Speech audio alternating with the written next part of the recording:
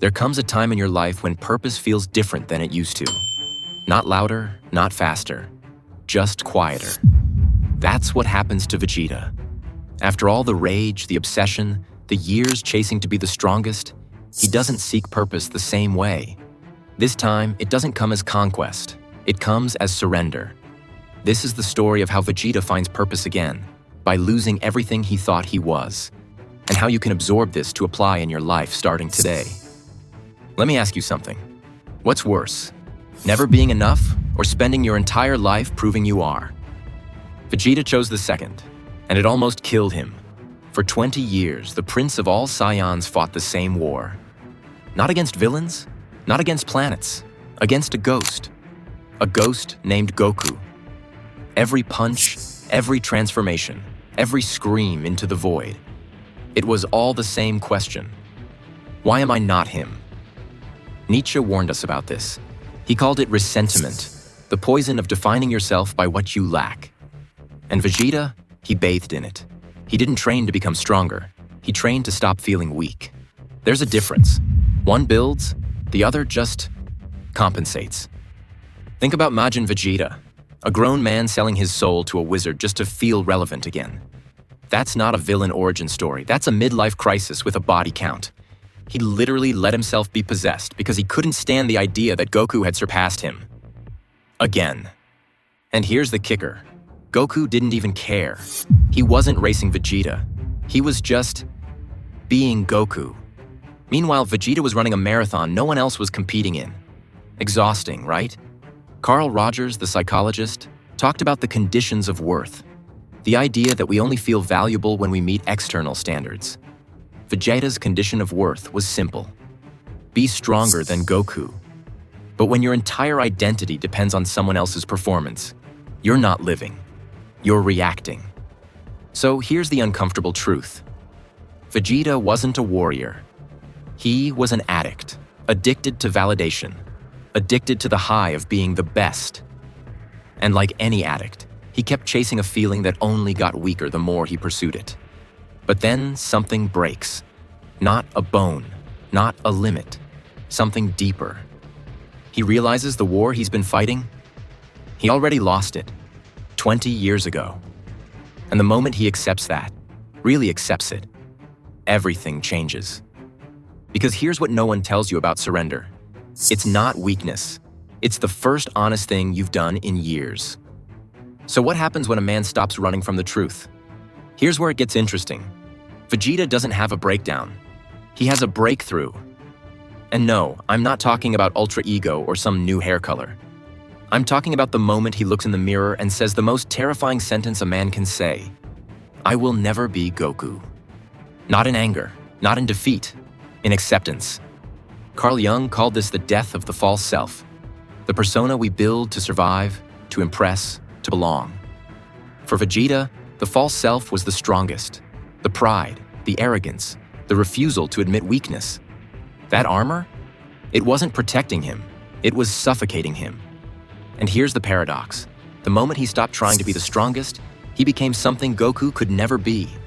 A father who shows up, a husband who protects without being asked, a man who fights not for glory but for something specific. Let me explain. When Beerus slaps Bulma, Vegeta doesn't power up because he wants to prove he's strong. He powers up because that's his wife. Not the Earth, not the universe. Her. That specificity, that's purpose. That's the difference between a boy chasing trophies and a man standing guard. But let's be honest, this kind of transformation doesn't feel like a power-up. It feels like a funeral.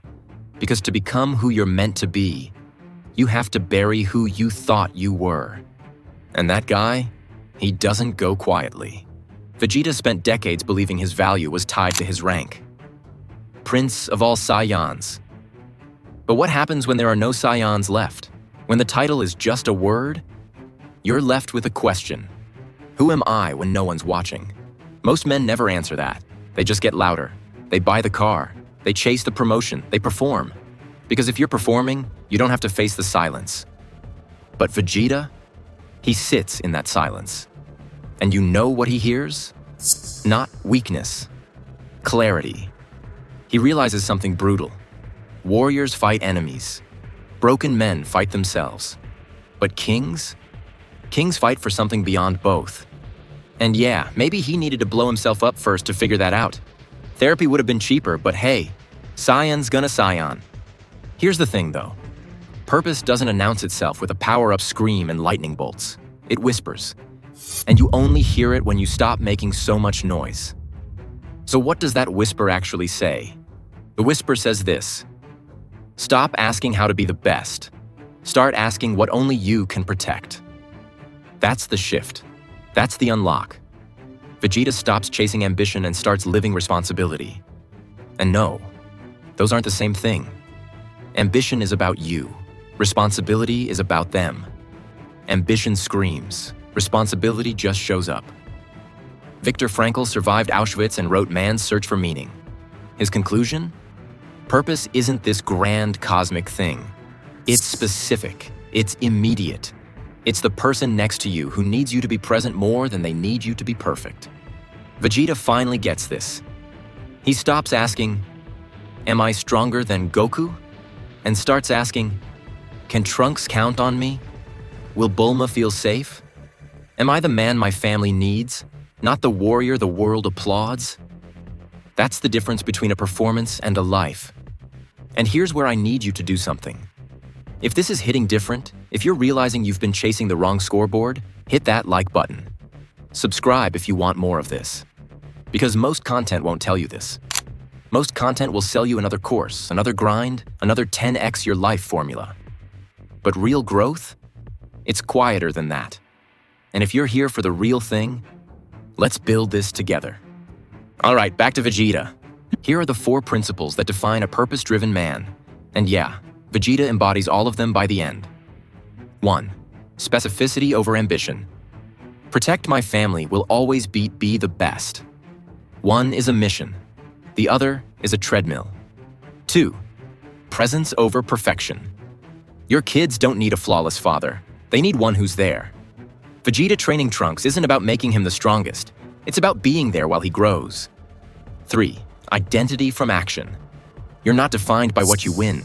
You're defined by what you defend. Vegeta's identity shift happens when he stops defending his ego and starts defending his world. 4. Quiet strength. Mature men don't need to announce their value. They just live it. When Vegeta stops monologuing about Saiyan pride and just acts, that's when he becomes undeniable. Goku will always be stronger. That's fine. Because Vegeta became something Goku never could. The man his family can't live without. And that's a different kind of power. But here's the question you need to answer. What are you chasing? And who are you becoming while you chase it? Because here's the truth. Vegeta learned the hard way. He didn't find purpose. He stopped running from the one he already had. All those years, he thought purpose was something you earn, something you achieve, something you prove. But purpose isn't a trophy. It's a choice. And the moment you stop performing for an audience, you finally hear it. Maslow called it self-actualization, the peak of human potential. But here's what he didn't put in the textbooks. You don't reach it by climbing. You reach it by stopping. By letting go of the version of yourself you've been defending and becoming the version you've been avoiding. Vegeta avoided being vulnerable. He avoided being just enough. He avoided the quiet, unglamorous work of being present. Because none of that looked like winning. But then he realized, winning is for boys. Mattering is for men. And mattering doesn't require an audience. If your purpose needs validation, it's not purpose, it's performance. And performance will drain you until there's nothing left but an empty shell screaming into the void, hoping someone notices. So let me speak to you directly. If you're 18 to 24, hear this. You don't need to be exceptional. You need to be indispensable to someone. Not the world. Someone. Start there. If you're 25 to 34, here it is. The man you want to become is already waiting. He's just waiting for you to stop proving you deserve to exist. You do. Now act like it. If you're 35 to 44, listen. It's not too late. Vegeta was well into his 40s when he figured this out. Your past doesn't define your future. Your next choice does. Carl Jung said it best. The privilege of a lifetime is to become who you truly are. Not who you think you should be. Not who they expect. Who you are when the noise stops. Vegeta spent 20 years chasing ghosts, fighting shadows of inadequacy, performing for a crowd that wasn't even watching. And the day he stopped, that's the day he became real. So I'll ask you one last time. What are you chasing? And is it making you more of who you are? Or less? Because purpose isn't loud. It's not flashy. It doesn't come with a power-up theme song. It comes in the quiet, in the showing up, in the surrender. And the man on the other side of that surrender? He doesn't need to prove anything. He just is.